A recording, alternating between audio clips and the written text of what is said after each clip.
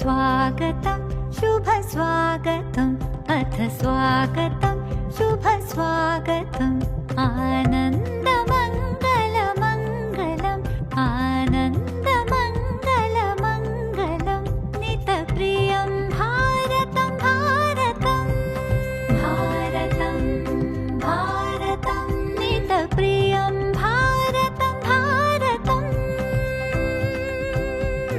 स्वागतं शुभस्वागतम् अथ स्वागतं शुभस्वागतम्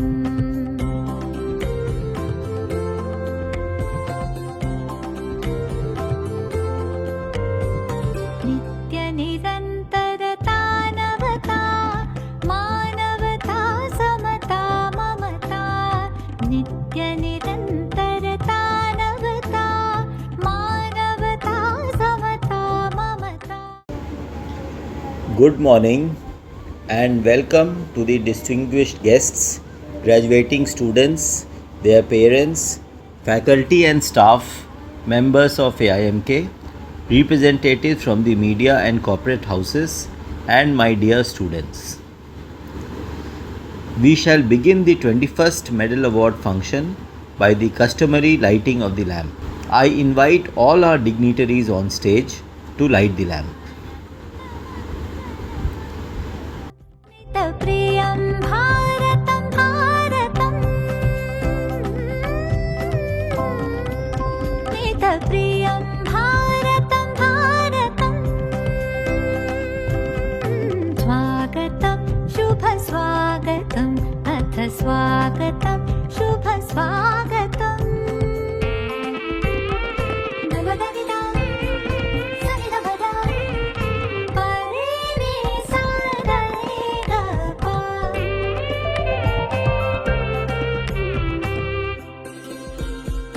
कुसुमितनै कामनाये सुरभितनै साधनाये कुसुमितनै कामनाये सुरभितनै साधनाये मैत्रीमति क्रीडाङ्गन में प्रमुदित बन्धुभा. I now request our guest of honor, Chief of Staff, Eastern Command, Lieutenant General R.C. Srikanth, Vishish Seva Medal, to declare the medal award function open. सुविकसित इति शुभम् आनन्दमङ्गलमङ्गलम् आनन्दमङ्गलमङ्गलं नितप्रियं भारतं भारतम्.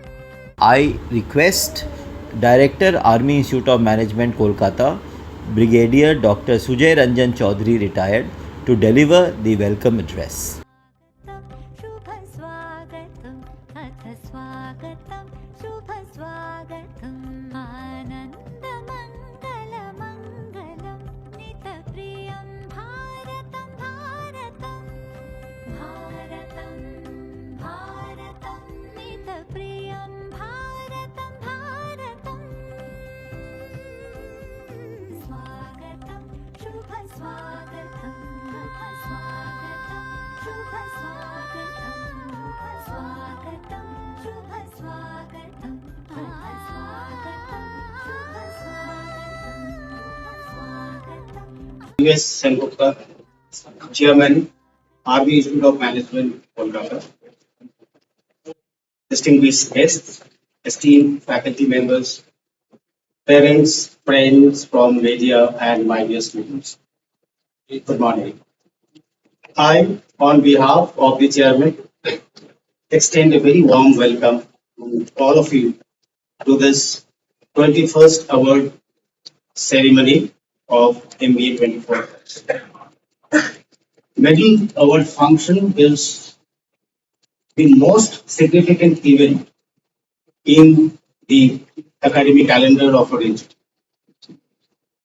It marks the culmination of academic journey, celebrating the achievements and hard work of the students who have successfully completed their studies.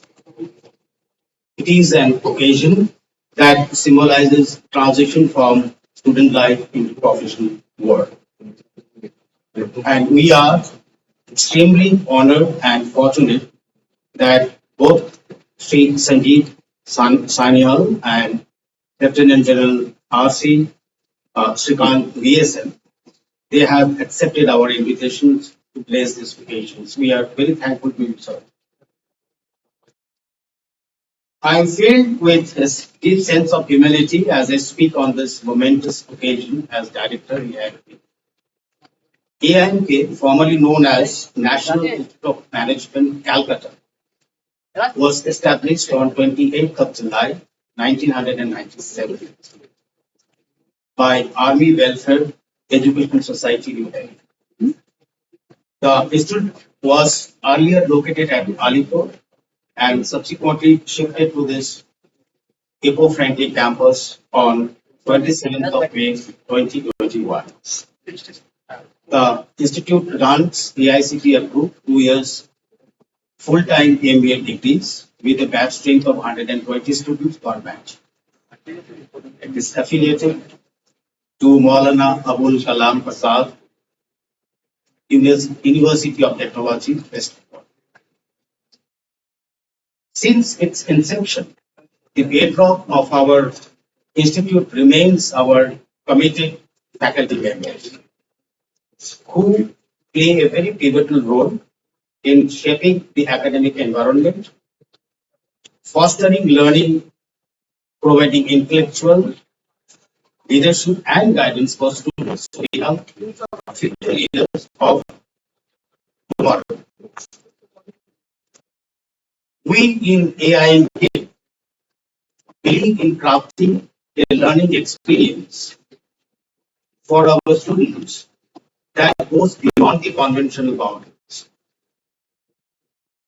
We emphasize on real-world application, industry relevance, and a holistic approach for professional and personal growth of each and every student. Apart from our flagship program of MBA, the institute in the last academic year has conducted a number of workshops, seminars, industrial visits, and management development programs for executives, including officers of Indian Coast Guard. AIMK has organized a corporate summit last year in collaboration with National HRD Network and celebrated International Mother Language Day by organizing Bhasha Adda. Our students have participated and excelled in various non-academic events like quiz, sports, and business math pro challenges. Our faculty member, Professor Asmita Vasu, made us proud by securing Best Paper Award in an international seminar last year.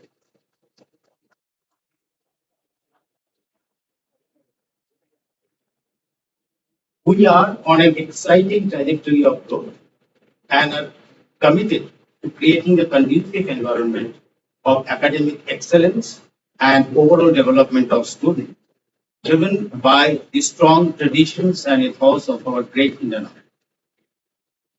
Finally, congratulations to all graduating students as you stand on the cusp of a new chapter of your life. Please do remember that your success will be measured by the impact that you will make on this world and the laughter that you will share with others who are less fortunate than us. You are the ones who will shape our country's future over the next 25 years and contribute in making our great nations a developed country. India needs more innovative minds of your caliber and brilliance who can make this world a better place to live. Finally, be the torch bearers of positive change, embodying the spirit of excellence, empathy, and empowerment that defines your alma mater, Army Institute of Management Board. Thank you. Yeah.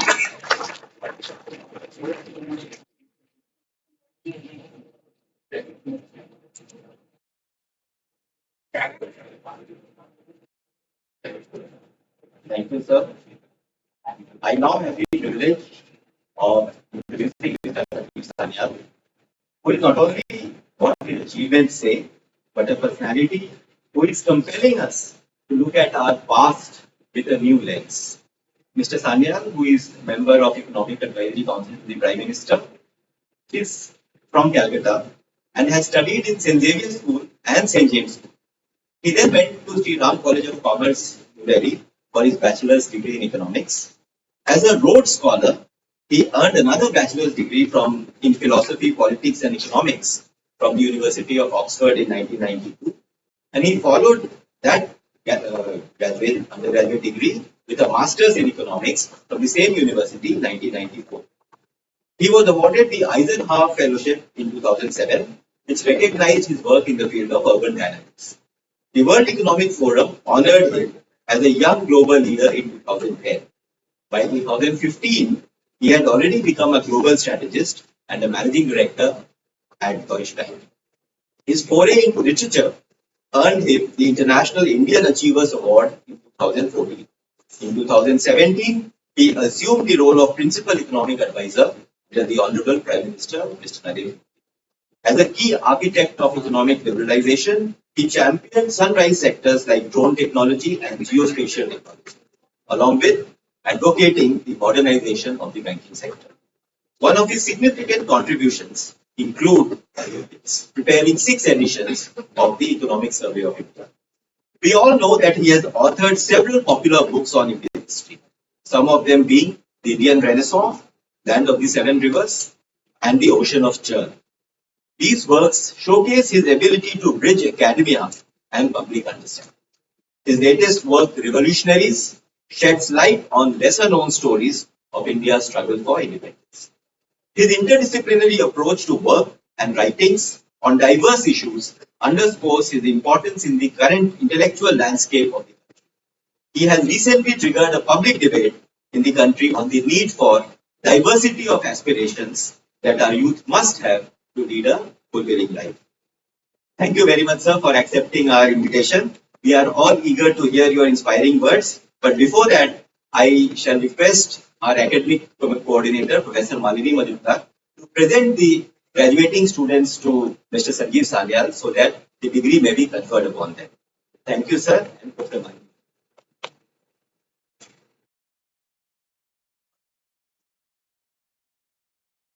Thank you, Dr. Kumar. It's my proud privilege to present the MBA 24 batch to our honored guests.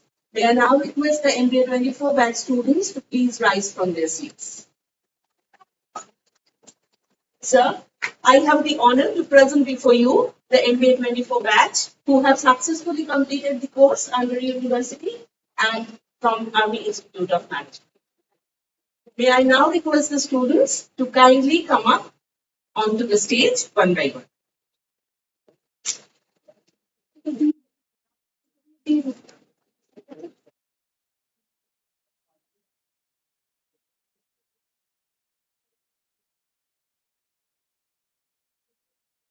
Arab Ghosh.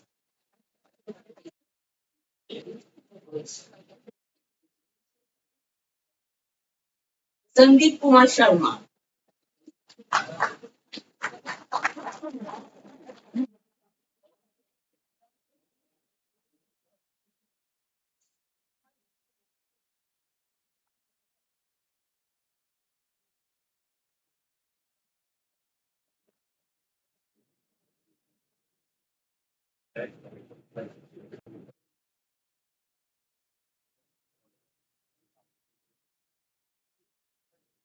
Rohi Basu.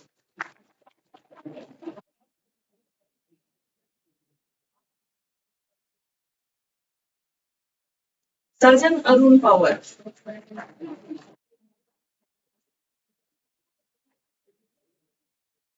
Pragati Singh.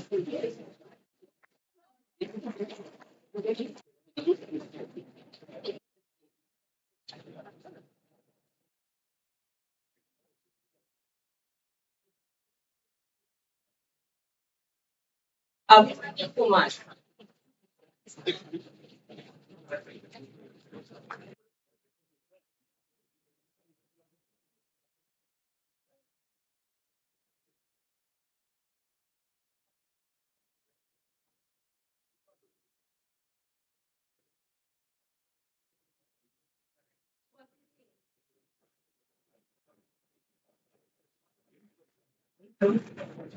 Suraj Kumar Bera.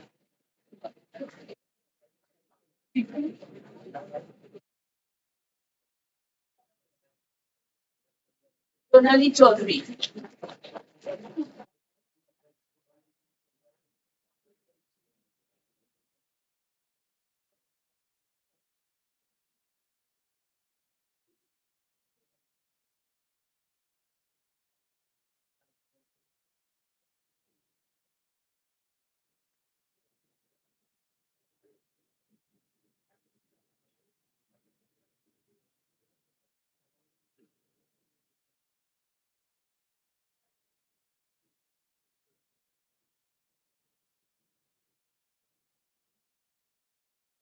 Vivek Kumar.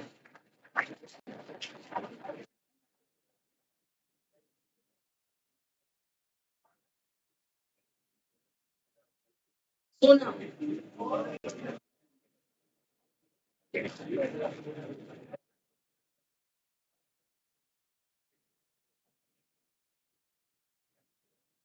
Sanjana Shah.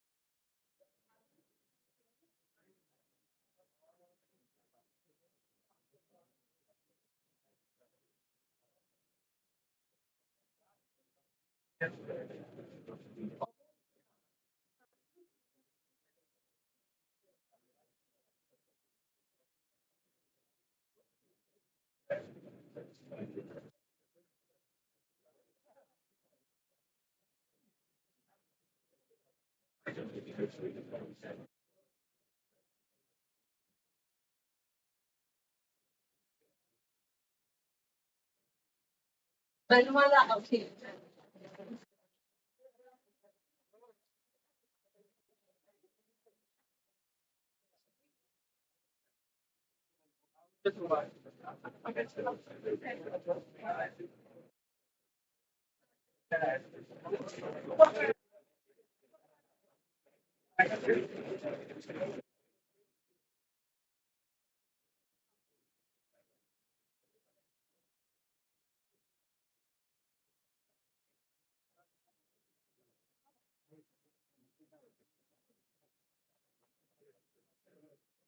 Abhishek Pandey.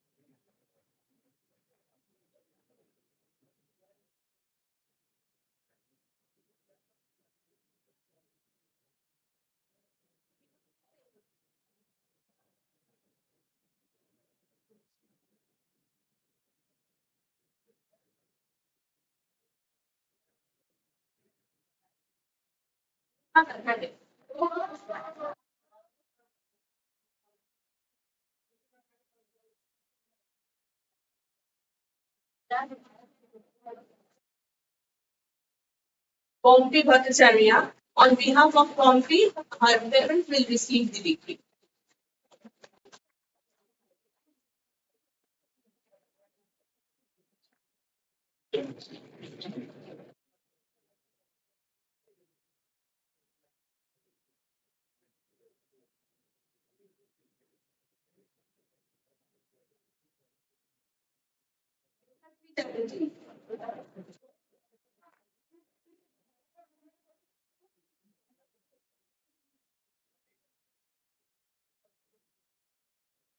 Sachin Tiwari.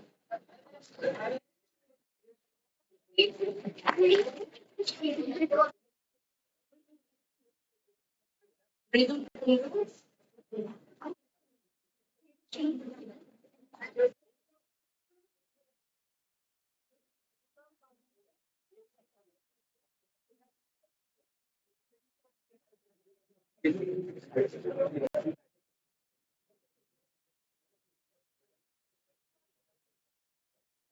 Muhammad Javed Khan.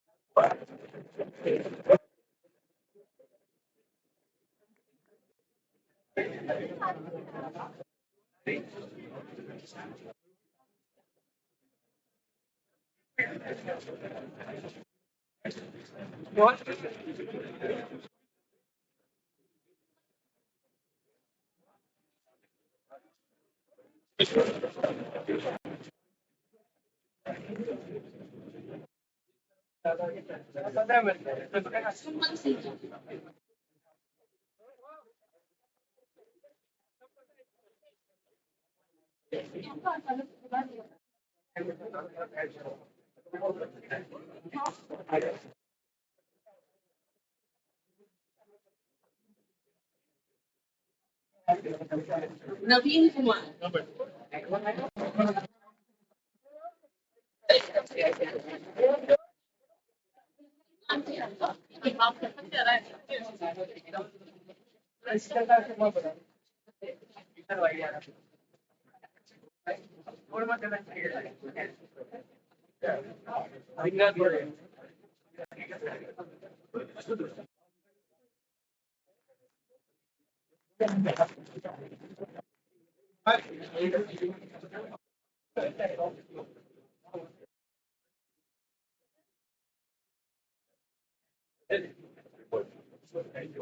Aman Kumar Singh.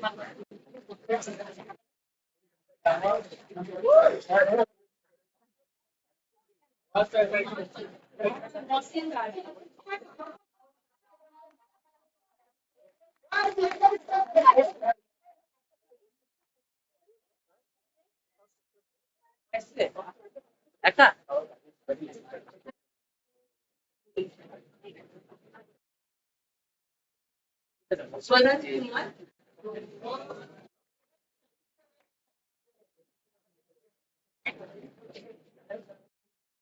Suraj Kumar Singh.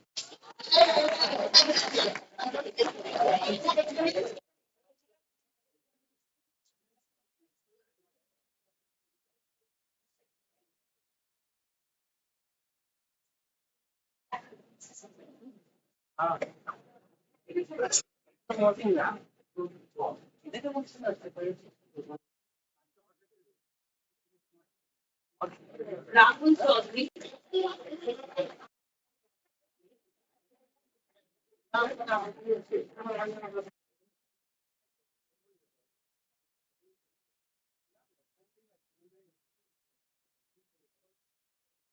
Archana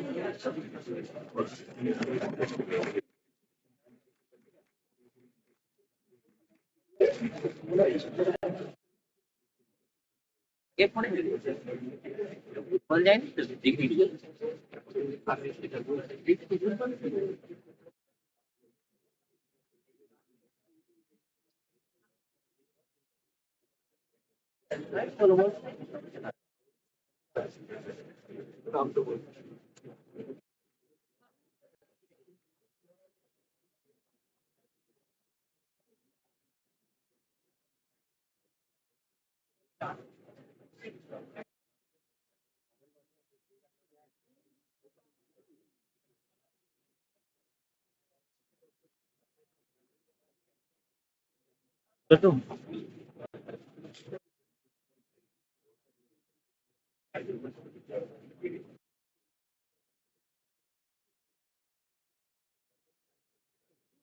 Ali.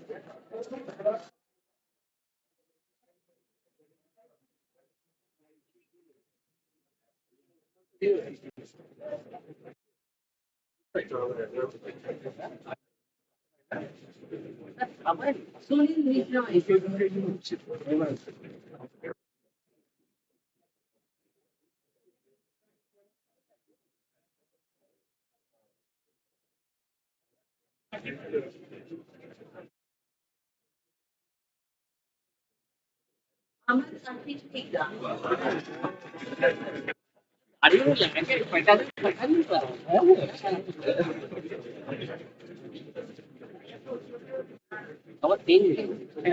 Lakshmi papa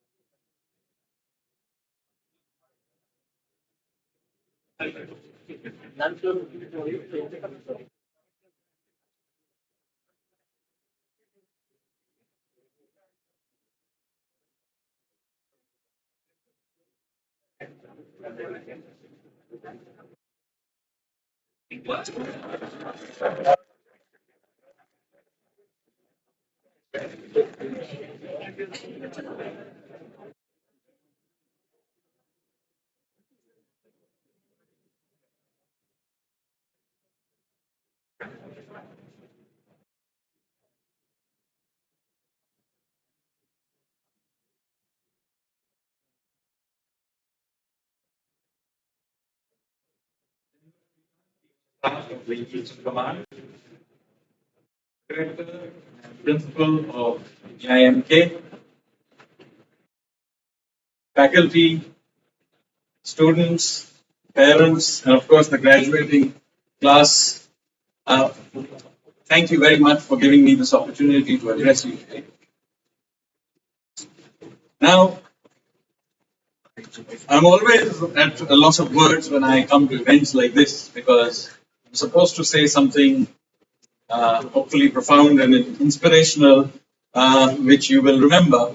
And I'm always a little reticent to do that for a variety of reasons. But since I have the honor to do it, let me give it a shot. So, what is it that I can say that may be of some worth to you, especially since most of you already have started working and have already embarked in the journey? So, maybe what I will say will be of some use to you, not in the immediate future, but over a very long period of time. Because most of those of the graduating class today will probably live into your 80s. My generation will probably live in at least into our 70s, but your generation will live into your 80s, and very likely you will be healthy enough to work possibly well into your 70s, at least till the age of 70, which means that that's a 45-year career, no trivial thing. And many things will happen in that time. Technology will change, society will change, politics will change, the jobs and opportunities will change, aspirations will change, many things will change. 45 years is a very long period of time. So what can I say that hopefully will be of some use to you over such a long period of time? So I came up with a few thoughts about what I have learned in my time, and maybe you will find it of some use. It may not apply to every single one of you at every point in time, but I think it will hopefully be of some use as you go through time, and maybe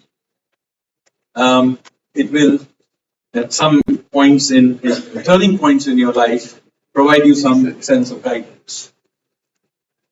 So here goes. I'm going to talk about three principles. The first of the principles is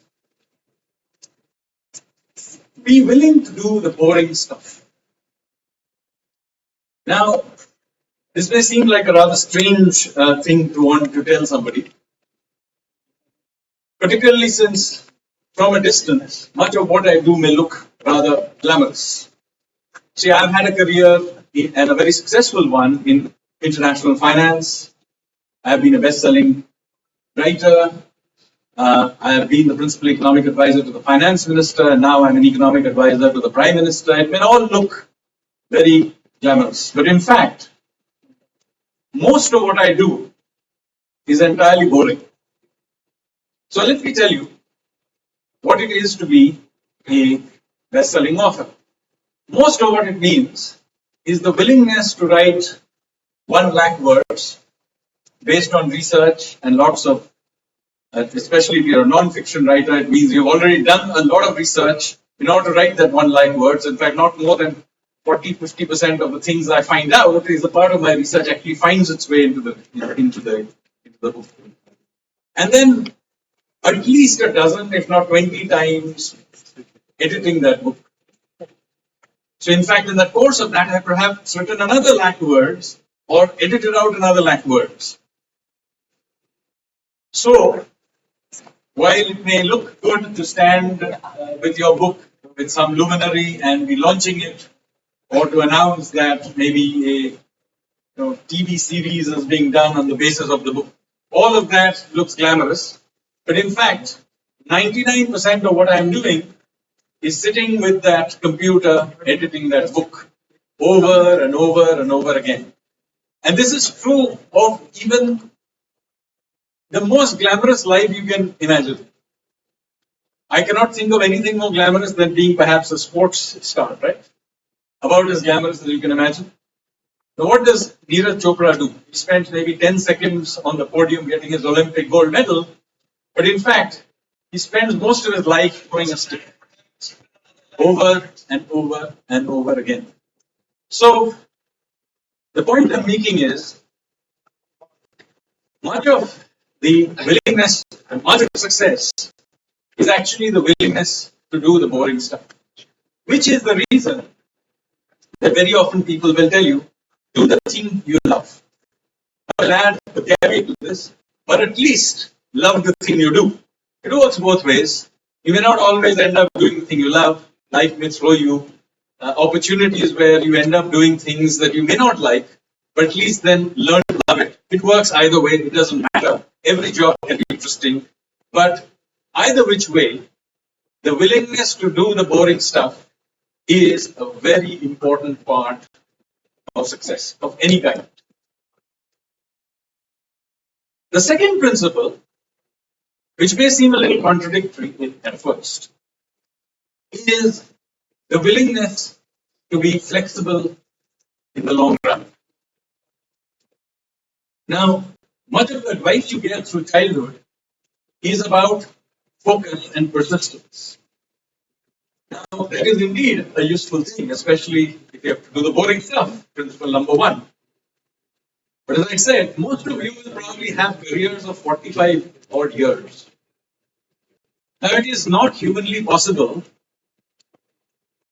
to remain interested. Now, yes, there are a few of you who will find a career that you find interesting over that length of time. But I'm talking about 80% of you. or maybe even 90%. Things will change. Your interest will change. Technology will wipe out the sector you started out in. And by the way, artificial intelligence will particularly affect the kinds of jobs many of you will want to do, because you are probably going to areas that, today which may not exist 10 years from now. And this is not something new. This has been true always. Even if you look backwards, this was true. Who knew 15 years ago that social media influencer was going to be a job? People would have laughed at you if you told them that that was actually a career option. And yet, there are some very wealthy people today who call themselves proudly social media influencers. And who knows what the jobs of 15, 20 years from now will be. So, this is why it is important to have flexibility. And in the long run, flexibility will triumph over single-minded persistence for most of you. I'm making this caveat because there are careers and there are people who will, make a success of it through single-minded pursuit. But for a very large proportion of you, flexibility will beat single-minded pursuit. Now, how does this compare with the point number one? I told you, be willing to be persistent in boring things. Because I think there has to be, and this is an army inspired institute, so they will understand the difference between tactic and strategy. You have to have single-minded tactics, but strategic flexibility. Now, we have army men on the stage, they will understand what I mean. In the very long run, the ability to think more widely, be flexible, to have multiple careers. I have myself had multiple careers. As I said, I spent 22 years odd in financial markets. Along the way, I also have created a career as a writer. And now I'm a policymaker. Who knows in 10 years' time what I will do? Even I cannot predict that. And that doesn't mean that they don't have to have links. There are many things that you learn in one that are applicable in others.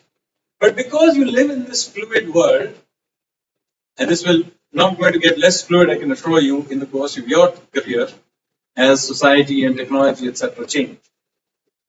Do not think of this as a problem. This is actually an opportunity. Many of you can think flexibly about your careers. Will be able to do wonders with it. Of course, there is another conversation to be had about how I think, at least, that the education system itself needs to be completely rewired to deal with this world. This idea that you study till the age of 23, 24, and then work for the next 30 years is simply not viable anymore. Because the way things are set up now, if you went with this particular path, then those who are the decision makers in their 50s and 60s are likely to become the most outdated people in the system. This is not going to be viable, and therefore many of you, I can assure you, will actually have to go through some sort of education, retraining, rethinking in the course of your career. But it's not a bad thing. If some of you had wanted to be, may discover through the next decade or two that you actually want to be a doctor, then it is perfectly okay to go back to medical school at age 45, come out in your early 50s, and still have a 20-year career as a doctor. Because that is how long all of you will live. So think of this as principle number 2. Now, principle number 3, which derives from the first two principles, particularly principle number 2, is we have the courage to think out of the box. Now, thinking out of the box is very often misconstrued and confused with flexibility. It's actually a separate idea altogether, because it requires you to combine ideas in new ways, to completely very often go against what everybody else around you says. And the likelihood is, quite often, you will get it horribly wrong. if you aren't getting it horribly wrong a few times, you aren't thinking out of the box enough. So failing is a part of thinking out of the box. Now, I'll give you an example. All of you have actually participated in. So I thought of what would be an out of the box experience that all of you would have gone through. And I thought maybe just last year, we all went through India going to the G20 presidency, right? Now let me show you how India went through this entire cycle in a way that was completely different from any other G20 presidency that has happened so far. So just so that you know what G20 is, in case you are not aware, G20 is perhaps the world's premium platform for the world's largest economies, world's 20 largest economies. They together account for over 80% of the world's GDP. They come together every year with a new country being the president.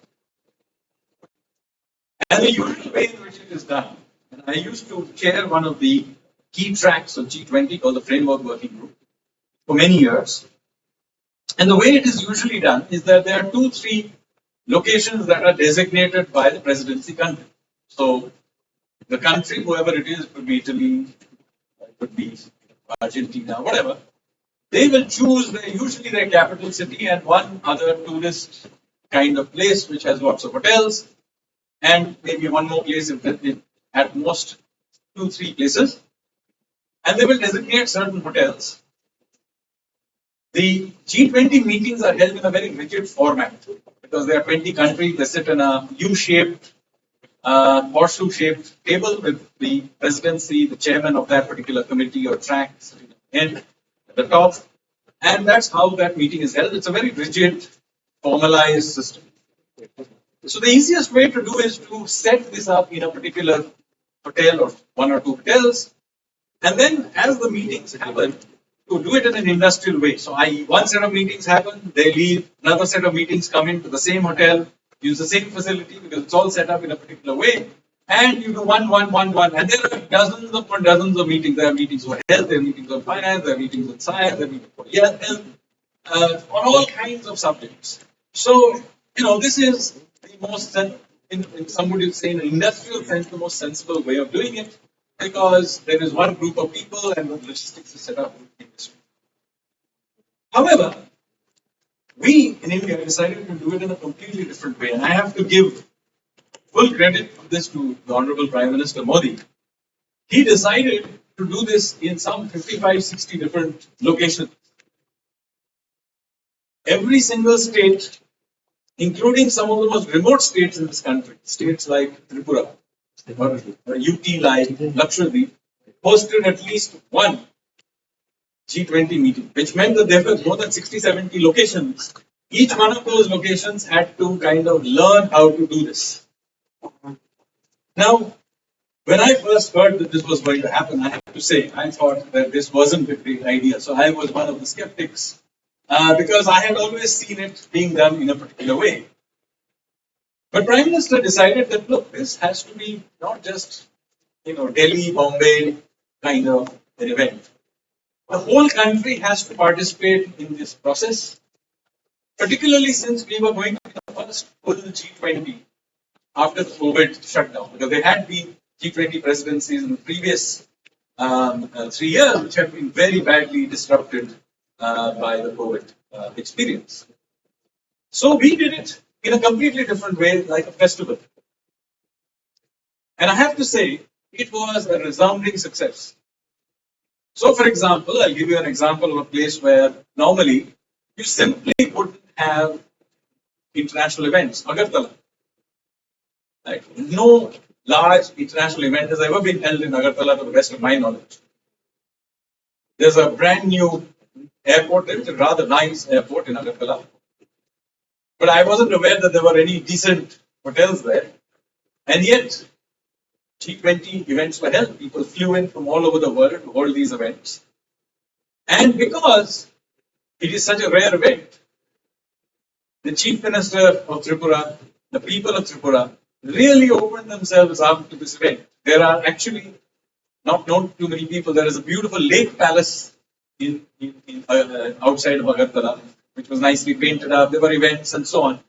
And what may have been compromised a little in terms of industrial efficiency that I was concerned about was more than made up with the warmth and innovativeness of doing it in these locations.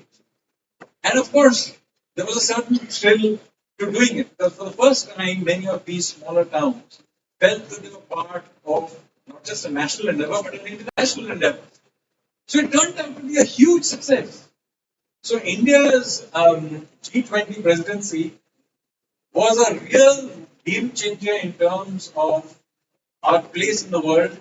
Almost everybody that I talked to afterwards, as I said, I have been interacting with for many, many years as a part of G20. They said this was literally the best G20 presidency that had ever happened, and that it was going to be a very tough act to follow on. And it happened because, as I said, Prime Minister Modi thought about this whole thing in a completely out of the box way, which I had at least never imagined. And I can tell you, most of the officials who had been asked to do the G20 organization had initially thought was it's going to be utterly impossible, but it turned out to be a resounding success. And many of you were participants in it in various ways. You may have gone to the Youth 20 or seen a lot of the festivities around you, the logos, the events, and so on. So now let me kind of close the loop. I've told you about willingness to do boring things, the willingness to be of strategic flexibility of the course of your very long lives, and thinking out of the box. At times, these three principles may be at conflict, but I hope that as you become older, you will realize that actually they are complementary principles. And there is no magic wand about how these three principles can be combined and deployed. That is an art form that you will have to learn. But the idea of kind of presenting this to you is, I think that these are the three lessons that at least I have learned through the course of my life, and I wish somebody, when I was about 23, had told me about it. Thank you very much, ladies.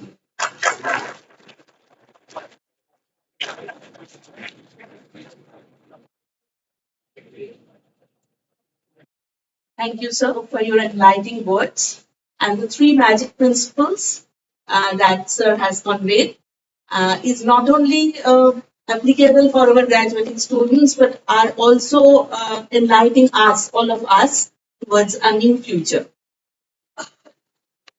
Now I request our honorable guest, Lieutenant General R.C. Srikant, Vishish Seva Medal, Chief of Staff Headquarters Eastern Command, to present the special awards to our students. I also take this opportunity to introduce General Srikant to the audience. Lieutenant General R.C. Srikant, Vishish Seva Medal, is an alumnus of Officer Training Academy, Chennai, Defence Service Staff College, Wellington, Higher Command Course, Army War College, MAU, and the prestigious National Defence College, New Delhi. The General Officer has an excellent professional career spanning 35 years of military service, where he had tenanted various staff, instructional, and challenging command appointments.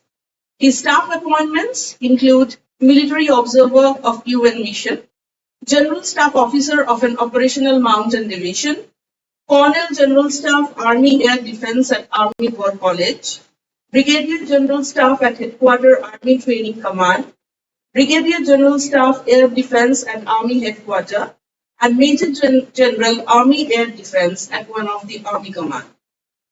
He had instructional tenure at Army Air Defence College, Indian Military Academy, and as directing staff at Army War College. Lieutenant General Srikant had also commanded his parent unit at the western border and an operational brigade at the northern border. The General Officer is presently the Chief of Staff, Headquarters, Eastern Command.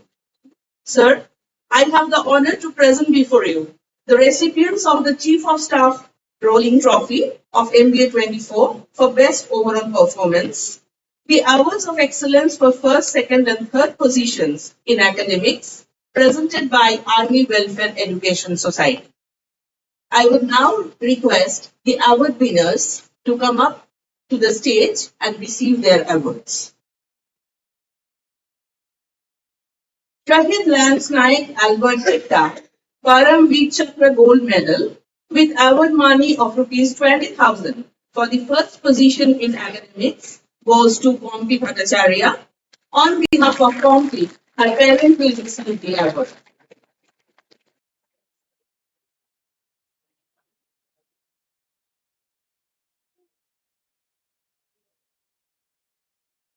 For the second position in academics, Shahid Paratrooper Sanjog Chetri Ashok Chakra Silver Medal with award money of rupees 15,000 goes to Meghashri Chatterjee.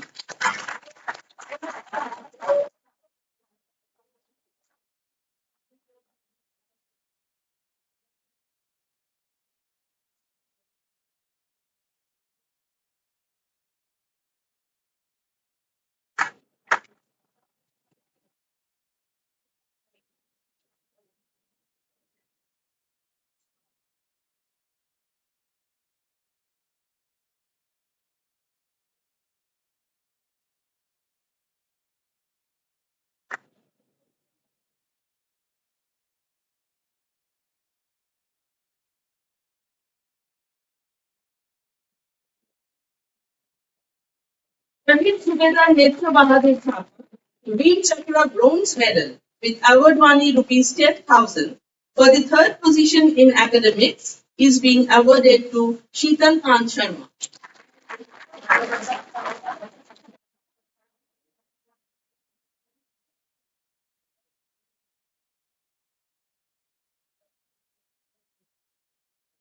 The Chief of Army Staff Rolling Trophy is awarded for the best overall performer of this batch, covering both academic and extracurricular performances. This year, this award goes to Sonam.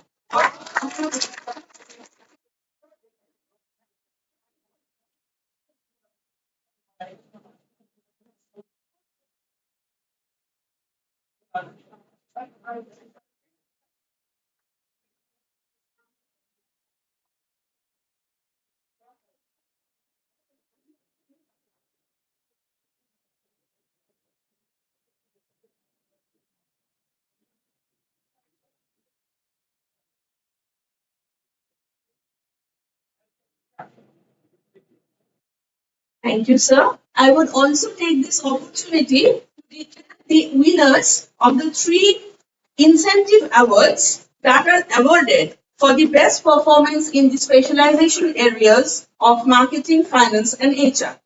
This year, the Army Commander Incentive Award for the best performance of marketing goes to Meghashri Chatterjee.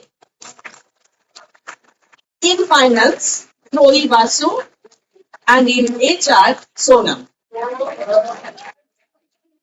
I would now request our honorable guest, General Srikanth, to address the audience.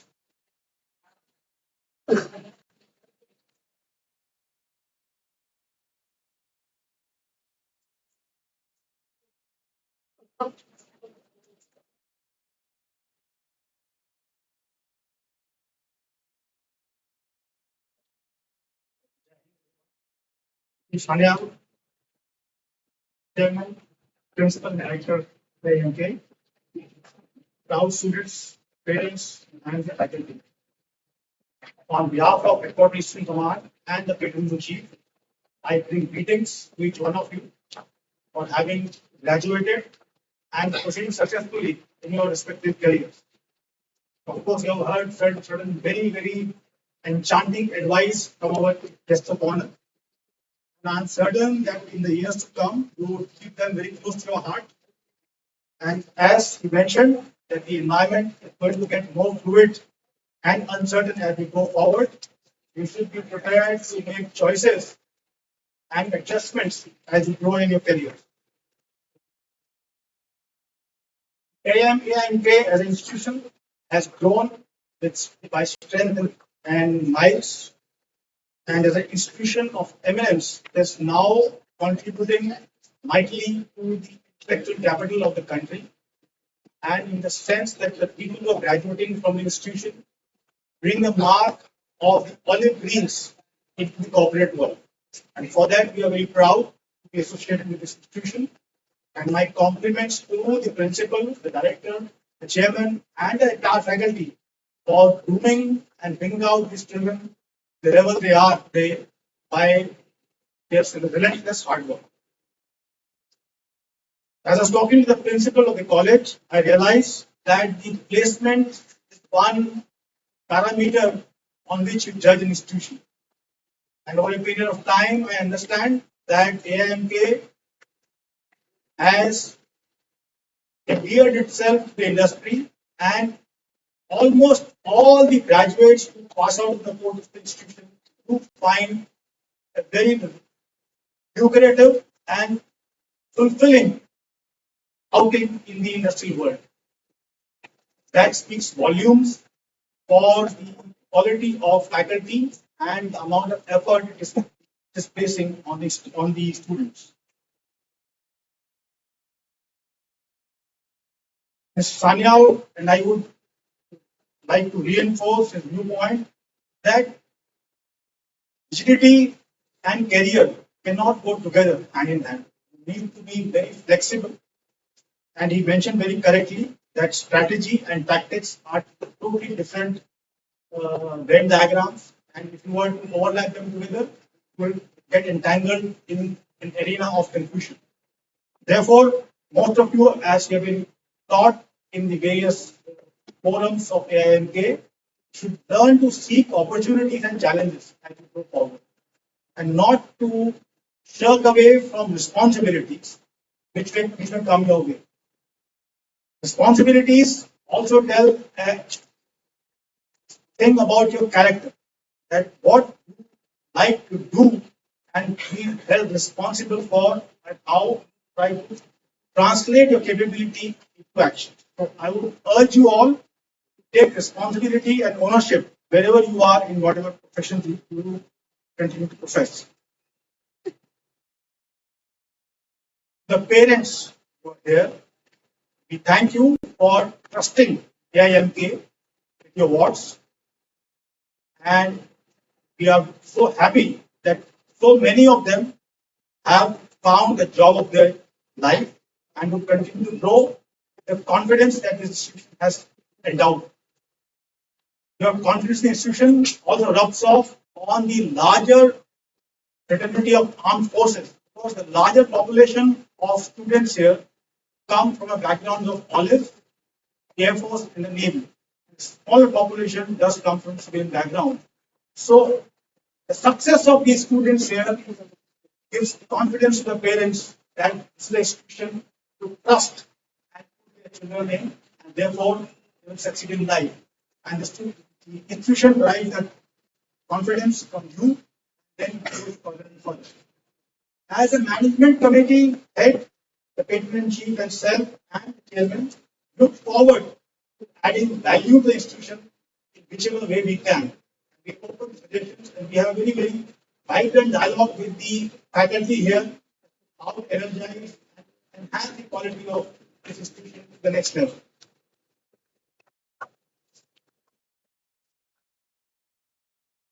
As you pass out or already have passed out and going into your jobs, you also are an ambassador of the institution to the outside world, and also an icon of replication for the students who are still in the institution.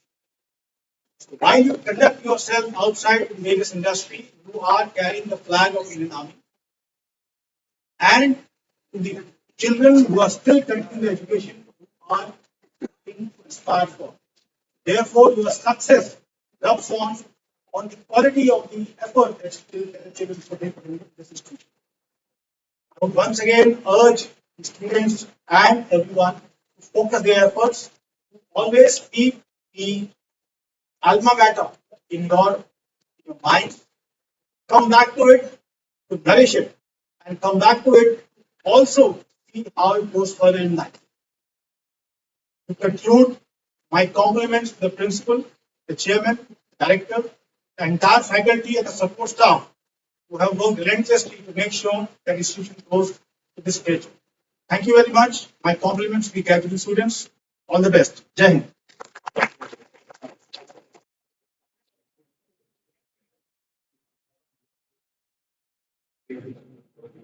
Thank you, sir, for your enlightening words. I would now request our principal, Dr. Abhishek Kumar, to lead the graduating students for taking their management oath.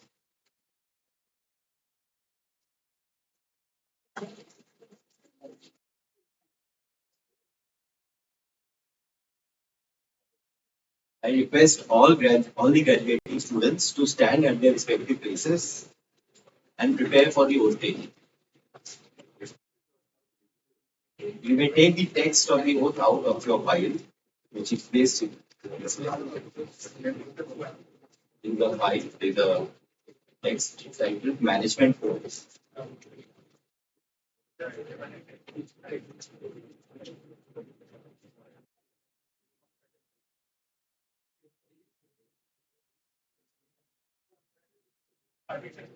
Yeah, so please repeat after me.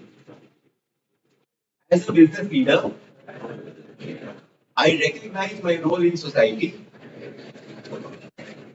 My purpose is to lead people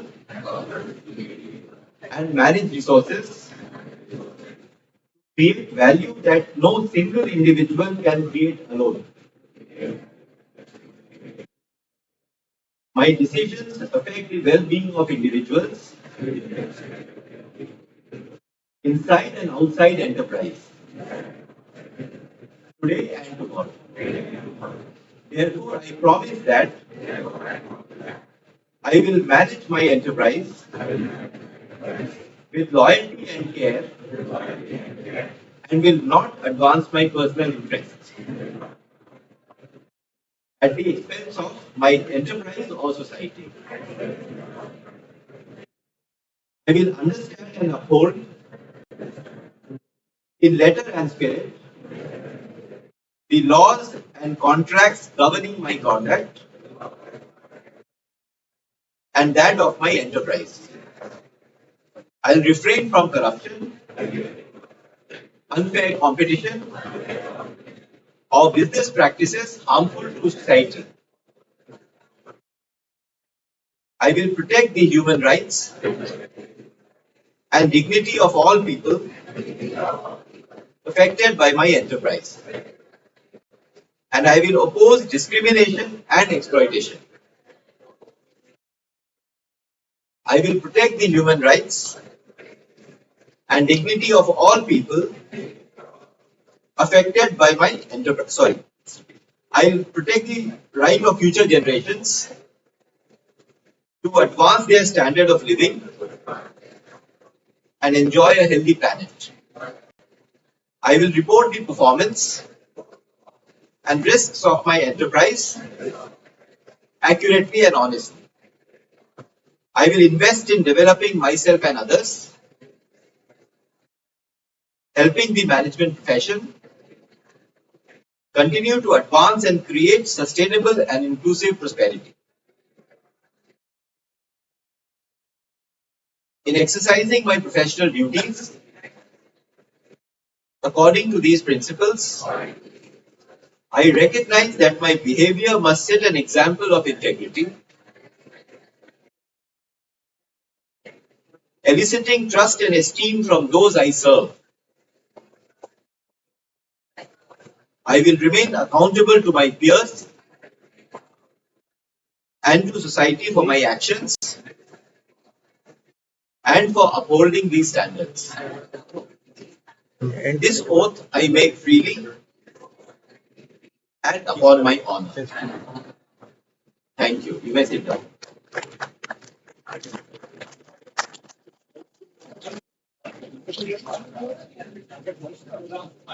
Thank you very much. I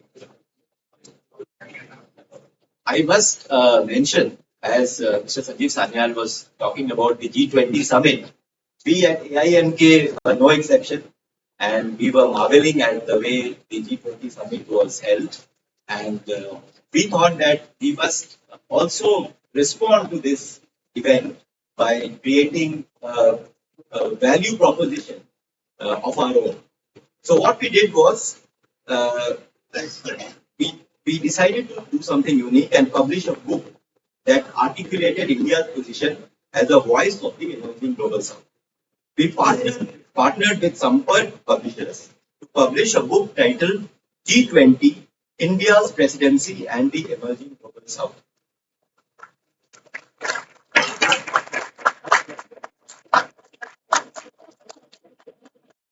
It has 9 chapters written by our faculty members.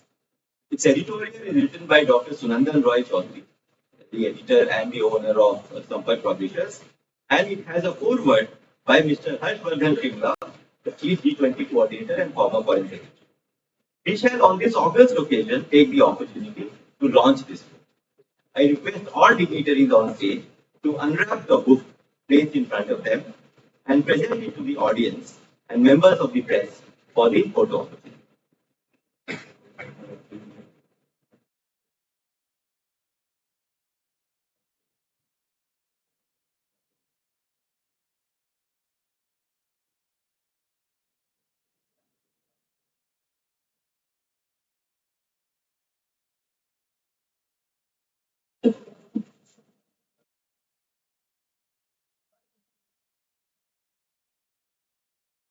Big round of applause.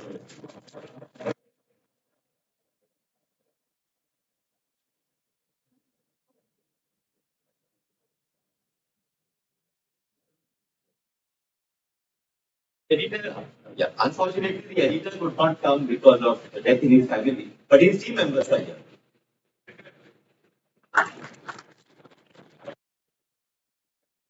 Team members like to stand up and identify themselves. Thank you. Thank you. Thank you, sir. I shall now invite our director, Brigadier Dr. Sriya Ranjan Chaudhary, to felicitate our distinguished guests. Mr. Sanjeev Salyan,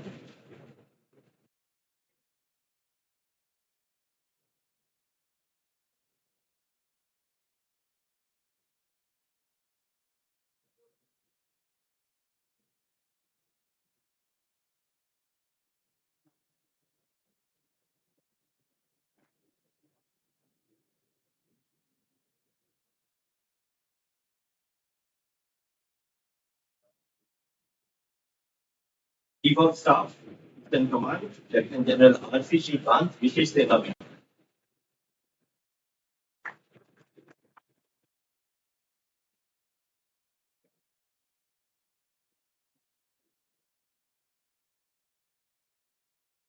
The General U.S. N. Gupta, MPME and Chairman, Army Institute of Management.